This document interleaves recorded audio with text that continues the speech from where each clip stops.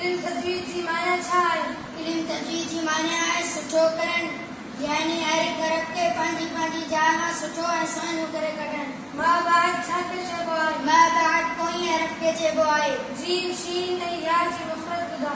ज़बान जो विच तारो उन मां टे हरफ जीम शीन ऐं या निकिरंदा आहिनि। फा जी मखरज ॿुधायो। मथे नदन जो मथो ऐं हेठनि चप जो पेट उन मां हिकु हरफ फा निकिरंदो आहे। छा त जेके तव्हां मूंखां सवाल कयो तव्हां पाण खे यादि आहिनि? जीअं बिल्कुलु मूंखे यादि आहे। तजवीद छा खे चइबो आहे?